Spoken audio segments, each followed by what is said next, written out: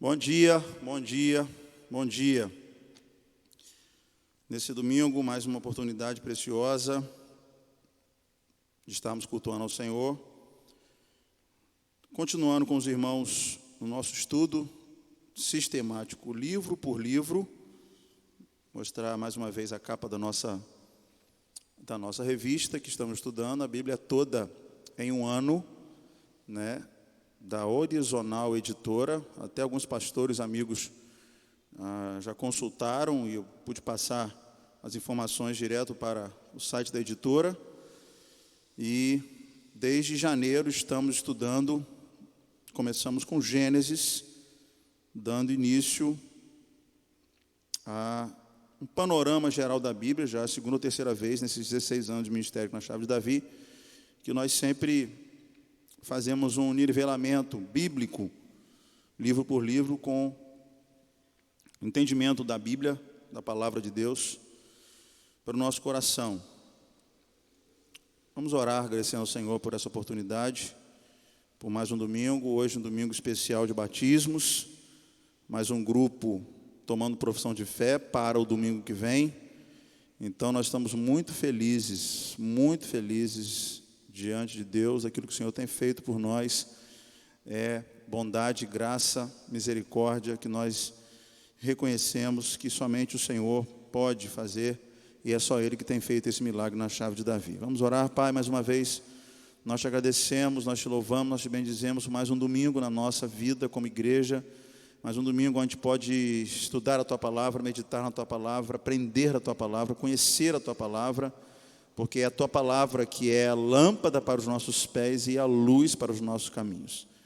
Mais uma vez eu te peço pela instrução, iluminação do Teu Espírito Santo, me capacitando. Eu de mim mesmo não tenho condições, mas ao estudar, ao meditar, e pela inspiração do Teu Espírito Santo, eu creio que a Tua Palavra há de ser pão para alimentar aqueles que estão com fome, e há de trazer luz, há de trazer direcionamento do Senhor e a bênção do Senhor para cada pessoa que está conectada agora pelo YouTube e pelo Facebook. Muito obrigado por tudo, abençoa o nosso domingo, consagramos ele para Teu louvor e para a Tua glória, Pai, em nome de Jesus.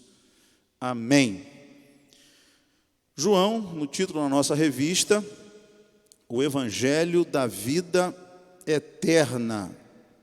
Título que vai estar no YouTube, né, na nossa aula de hoje, João, o Evangelho da Vida Eterna. Você que está no YouTube, não é inscrito no nosso canal, por favor, se inscreva no nosso canal. Quero te pedir, dá um like aí também, importante o seu like, e compartilhe com amigos. Você que também está no Facebook, pode colocar algum comentário também, importante, isso alegra o nosso coração e temos um resultado, temos um feedback do que os irmãos estão recebendo. O texto base está em João 20, versículo 31. Estes, pois, foram registrados para que creiais que Jesus Cristo é o Filho de Deus e para que, crendo, tenhais vida em seu nome. João capítulo 20, versículo 31. Mantenha a sua Bíblia aberta, nós estaremos fazendo leitura de alguns textos, não temos como ler todos, mas esse texto, por exemplo, eu não quero apenas ler o versículo isolado do contexto. Estamos falando, o capítulo 20 está falando da ressurreição de Jesus, e Jesus aparecendo a Maria Madalena, né, que estava chorando junto ao sepulcro, no versículo 11, viu dois anjos vestidos de branco, assentados, onde jazera o corpo de Jesus, uma cabeceira e outra aos pés. Disseram-lhe eles: mulher, por que choras? E ela lhes disse: porque levaram o meu Senhor e não sei onde puseram. Tendo dito isso, voltou-se para trás e viu Jesus em pé, mas não sabia que era Jesus. Disse-lhe Jesus: mulher, por que choras? Quem buscas? E ela, cuidando que era o hortelão, disse: Senhor, tu o levaste, dize-me onde puseste, eu levarei.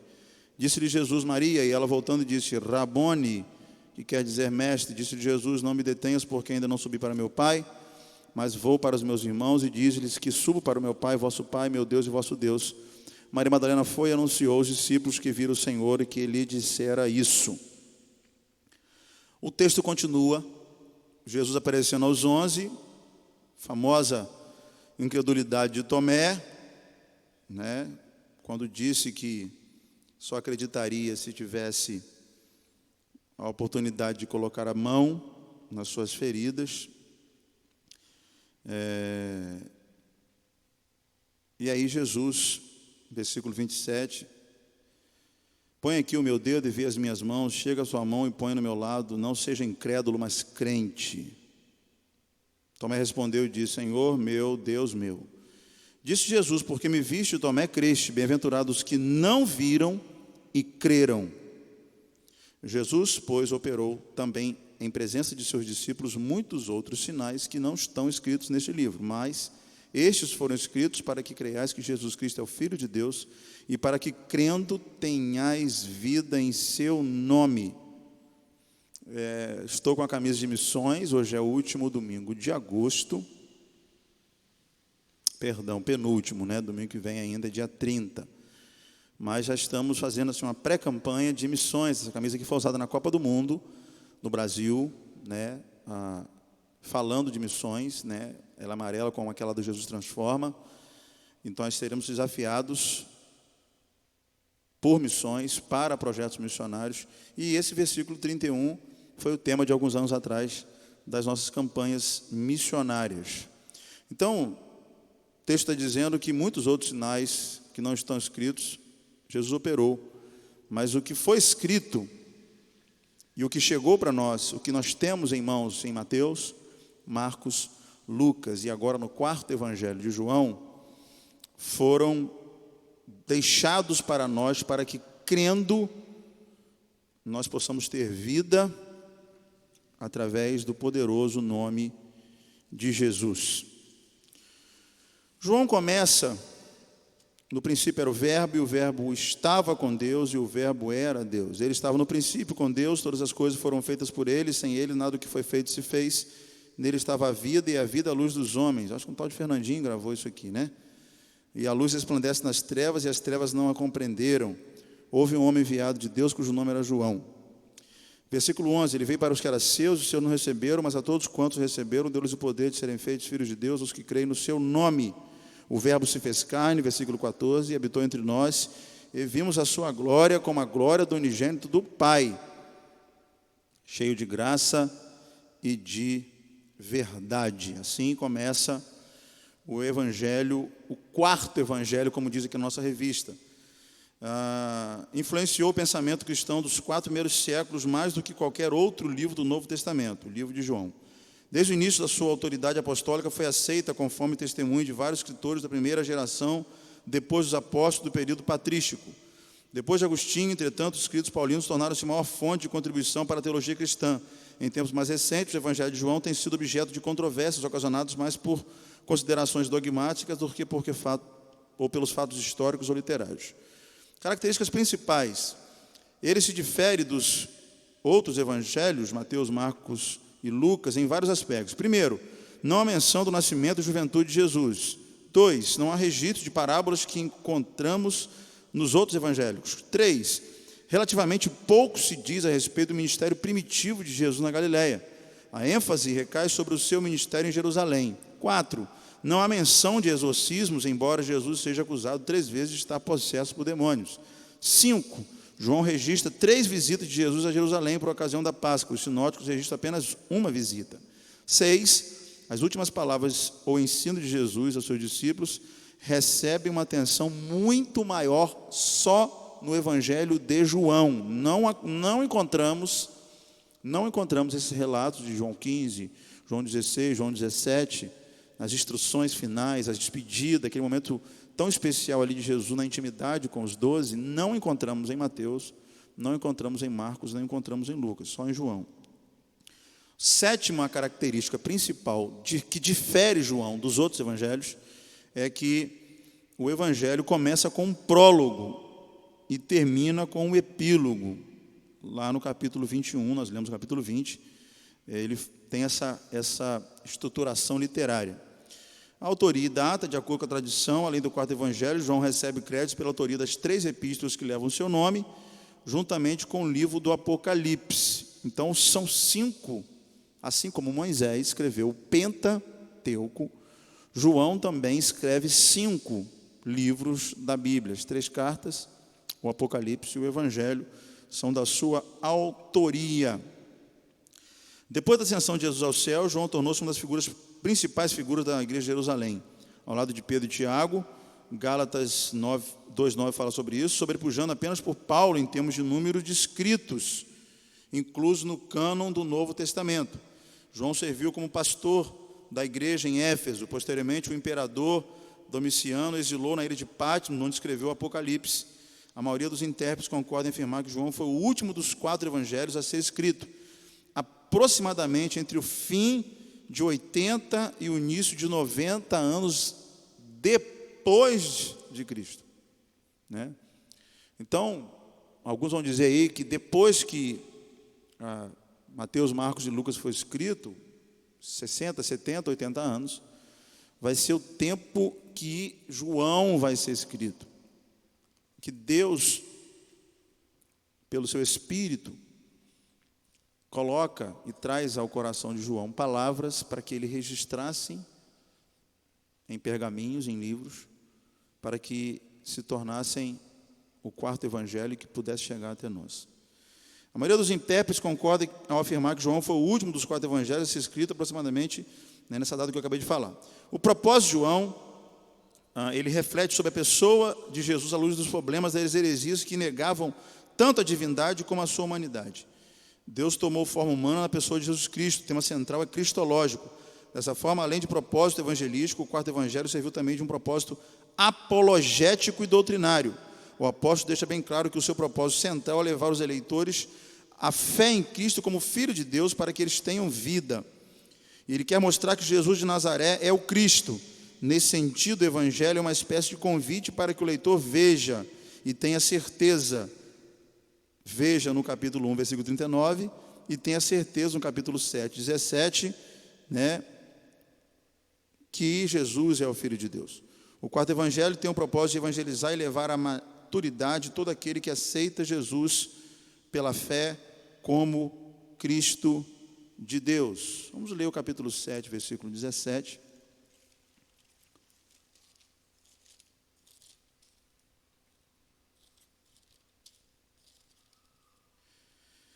Jesus respondendo lhes disse, 7,16, minha doutrina não é minha, mas daquele que me enviou. Se alguém quiser fazer a vontade dele, pela mesma doutrina, conhecerá se ela é de Deus ou se falo de mim mesmo.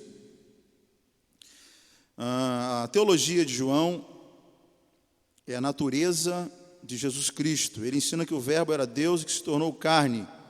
Apresenta Jesus como o próprio Deus em forma humana. Isso fica evidente nas afirmações eu sou, que Jesus próprio diz, em que é descrito como pão da vida. João fala isso. Luz do mundo, capítulo 8. Pão da vida, capítulo 6, 35. Luz do mundo, capítulo 8, versículo 1. Ele é a porta, João 10, versículos 7 e 9. Ele é o bom pastor, João 10, 11 e 14. Jesus é a ressurreição e a vida, capítulo 14, versículo 6. Jesus é a videira verdadeira, capítulo 15, a partir do versículo 1. Algumas vezes a afirmação de Jesus tem o mesmo peso e sentido que as célebres frases do Antigo Testamento, associadas ao nome do próprio Deus. Yahvé, eu sou. Como em João 8, 58, que ele disse, quem vê a Jesus, vê o Pai. Quem vê o Filho está vendo o Pai, o Yahvé, o eu sou. A narrativa do Evangelho de João serviu ao propósito de combater a heresia do docentismo, que afirmava que a divindade de Jesus, negando, entretanto, sua real humanidade. Conteúdo resumido de João, a sua introdução no capítulo 1, como eu falei aqui, tem um prólogo, apresentando Jesus como o verbo de Deus, o verbo que se fez carne, aquele que tabernaculou, armou as suas tendas, veio estar entre nós. Falando de João Batista, né, na convocação dos discípulos. O segundo conteúdo resumido de João fala do ministério público de Cristo, com a purificação do templo. Ele deixou claro o padrão de conduta que Deus exige. João mostra para nós também o aspecto discipulador do ministério de Jesus, está no capítulo 3, quando ele os chama à parte a fim de passar um tempo a sós com eles. Um dos mais fascinantes diálogos de Jesus é encontrado no capítulo 4, né, encontro maravilhoso de Jesus com a mulher samaritana, né? Aquele poço, pé de água, e aquela conversa maravilhosa que eu já preguei tantas vezes aqui. Só João 4 vai trazer essa história linda, que fala de missões, que fala de preconceitos sendo quebrados, que fala de importância da figura da mulher. Importância da figura da mulher. Jesus dá atenção a uma mulher. E os discípulos acham um absurdo aquilo que ele está fazendo, chegam, recriminam ele. E Jesus vai, mais uma vez, mostrar a restauração, trazer a restauração da posição verdadeira da mulher criada por Deus lá no Éden, ajudadora do homem, né? Só Jesus faz isso. Quando aquela mulher adúltera vem até ele também, e os homens vêm para apedrejá-la, ele sai, né, em defesa dela, adverte em relação ao pecado, mas não a condena, né, e traz absolvição e misericórdia para a vida dela. Então João 4 é uma preciosidade do Evangelho de João. Ele ainda fala como a fonte da vida, fala sobre a sua missão com os discípulos no capítulo 4, na cura do oficial do rei, ele está ensinando para os seus discípulos. Foi uma forma de Jesus mostrar que o exercício do seu poder não está limitado pelo tempo e espaço. Esse milagre foi o segundo sinal da série de sete registrados por João. Um único sinal, um único milagre que acontece nos 4 evangelhos, eu já falei outras vezes aqui, pode cair na prova, no final do ano, posso colocar ou não, é a multiplicação dos pães. A multiplicação dos pães acontece em Mateus, Marcos, Lucas e João. É claro que, como eu preguei sobre essa multiplicação no domingo passado, em João tem alguns detalhes, né? A questão de Filipe, né? Dele perguntar para Filipe, que era um cara mais pessimista do grupo, que morava ali perto, que poderia saber onde é que tinha pão para comprar, o valor, enfim. Ele fala da Páscoa, João fala que estava, né, no que período da Páscoa. Alguns detalhes. João fala do menininho dos 5 pães e 2 peixinhos. João que vai contar esses detalhes da história da multiplicação que está nos outros evangelhos. Os outros milagres de João não tem a água encanada da Galileia, que foi o primeiro milagre de Jesus, só está em João 2, ponto. O milagre da ressurreição de Lázaro, você só vai encontrar em João, né? Então são 7 milagres particulares que estão em João, de uma forma especial, apenas o milagre da multiplicação dos pães, que é repetido nos outros evangelhos. Também no conteúdo resumido de João, há a questão da oposição das pessoas, né, com Jesus. O terceiro milagre, no capítulo 5, do paralítico de 38 anos, ele fala da unidade entre ele e o Pai. Como o milagre aconteceu no dia de sábado, pronto, seguiu-se uma grande controvérsia com os judeus, que acirrou a crescente oposição a Jesus. Os judeus não podiam conceber a ideia de que Jesus tinha uma relação especial de filiação com Deus. É quando Jesus explica claramente sua relação com o Pai Celestial. Deus não é um Deus ausente, distante. Ele se faz presente e continua bem perto de nós. O Verbo se fez carne. Falando sobre o milagre dos pães e peixes, Jesus é apresentado como pão da vida, né? Ele é o Salvador e sustentador da vida. E a parte final de João fala sobre as últimas ações e palavras de Cristo. Os acontecimentos narrados do capítulo 13 até o fim se dão em Jerusalém, né? O cenário do capítulo 13 diante é Jerusalém. O grande bloco de ensino de Jesus. Jesus prepara os discípulos para acontecimentos que já haviam para acontecer. A crescente oposição aos judeus, ministra ensinos como deveria ser o relacionamento entre os discípulos. A temática é ampla e variada. Os discípulos receberam ensino sobre humildade, pessoa e obra do Espírito Santo, sua partida para o Pai e seu retorno são assuntos relacionados ao discipulado. O capítulo 17 contém a oração intercessória de Jesus. Segue o evento do Getsêmani, capítulo 18, a consumação e traição de Judas e sua prisão. De 18, 13 até 19, são narrados fatos relacionados ao julgamento de Jesus. O drama da redenção humana culmina com o braço de Jesus na cruz, o Calvário, capítulo 9, versículo 30, está consumado. Expirando logo em seguida, essa expressão significa que Jesus levou o plano de Deus até o último ponto possível de sua série. Nada ficou por fazer. Erram os que procuram colocar emendas ou apêndices na obra de Deus. Ela é completa em Jesus Cristo. A ressurreição significa que Jesus cumpriu o plano de Deus, conforme explicaram aos seus discípulos. Ele não deixaria sozinhos depois da morte, se manifestaria a todos depois. capítulo 20, nós já lemos aqui. Pedro merece tratamento especial até tornar conhecimento da ressurreição do mestre, que se mostrava frustrado e desanimado, mas tinha muita energia que deveria ser gasta em outra pescaria. Após o encontro que Jesus o confronta sobre a sua lealdade última a ele, se rende de forma incondicional ao mestre, está pronto para exercer seu ministério, sabe que somente pela força do mestre será capaz de vencer as dificuldades da vida. Os discípulos deveriam ficar unidos no exercício da missão. A tarefa da proclamação do evangelho ainda não estava acabada. Fechando a lição, mensagem para hoje de João: Deus invade a história do ser humano, o verbo se fez carne e tornou-se como um de nós, participou de todas as fases da natureza humana e é qualificado para nos entender. Deus não é um Deus ausente, distante. Deus se fez presente e continua bem perto de nós. A encarnação afirma a bondade essencial, a beleza da criação de Deus, ao tempo que João, os gnósticos defendiam a ideia de que a carne é má. A encarnação afirma o contrário, a natureza humana é boa em sua essência, pode servir ao mal, mas Jesus veio para redimi-la e a redimiu. Em Cristo somos uma nova criação. Terceira mensagem para hoje: Deus age à vontade da sua criação. Os milagres normalmente compreendidos como aquilo que encontra além dos limites humanos são naturais para Deus. Ele está à vontade do mundo que criou. Quarta mensagem para hoje: discipulado requer motivação adequada. A Pedro, depois da negação de que era um seguidor de Jesus, durante as aparições após a ressurreição, Jesus deixou claro que o amor é a única motivação adequada para o discipulado. O amor é a única motivação adequada para o discipulado. 2020 é o ano do discipulado na chave de Davi.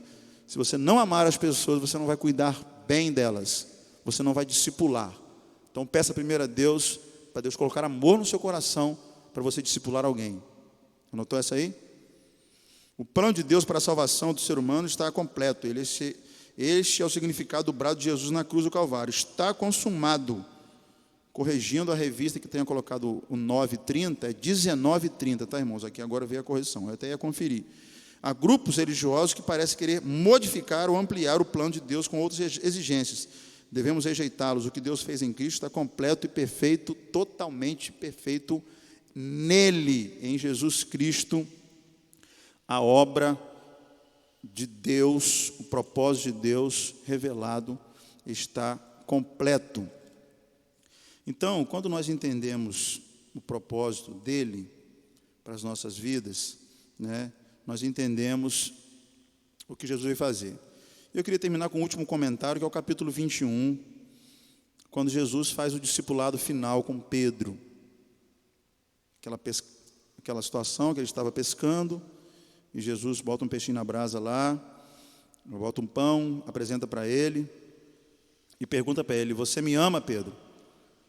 Se Pedro negou Jesus 3 vezes, Jesus pergunta a ele 3 vezes, dando oportunidade de se redimir, consertando o erro. Se Pedro tivesse negado 10 vezes, Jesus perguntaria 10 vezes se Pedro o amava. Jesus não jogou Pedro fora. Jesus deu mais uma chance a Pedro. Discipulou Pedro mais uma vez. Restaurou Pedro para uma grande obra ali na frente. Isso é precioso para nós. Nós queremos ser essa igreja que, se alguém quer, é claro que nós não podemos discipular e cuidar de quem não quer ser cuidado, de quem não quer submeter a exortações, porque discipulado também é puxar na orelha, não é só uma coisinha fácil não, é chamar atenção. Eu tenho que de vez em quando chamar a atenção de líderes de célula. Chamo bom. Por que você fez isso? Por que você está agindo dessa maneira? Por que você está desanimado? Por que está acontecendo isso? Por que sua célula está assim? Papel do pastor. Mas aí abraço, aconselho, dou palavra, dou ânimo. Toda segunda-feira eu estou me discipulando, trazendo palavras de ânimo, de direcionamento, de alinhamento que Deus tem para nós. Isso é o ano do discipulado. O livro de João, muito precioso para nós, que queremos viver o ano do discipulado e queremos ser verdadeiros discípulos de Jesus. Amém? Vamos orar mais uma vez. Pai, muito obrigado por essa oportunidade preciosa de meditar na Tua Palavra, aprender com João. Que evangelho precioso, que evangelho de lições poderosas e maravilhosas. Muito obrigado, Senhor, por essa oportunidade nessa manhã. Abençoa o nosso domingo, consagramos ele para Teu louvor e Tua glória. Prepara um banquete por culto às 18 horas, batismos, momento de celebração, de alegria por aqueles que estão morrendo para o mundo e vivendo para Deus. Nós te agradecemos, nós te oramos, agradecidos em nome de Jesus. Amém.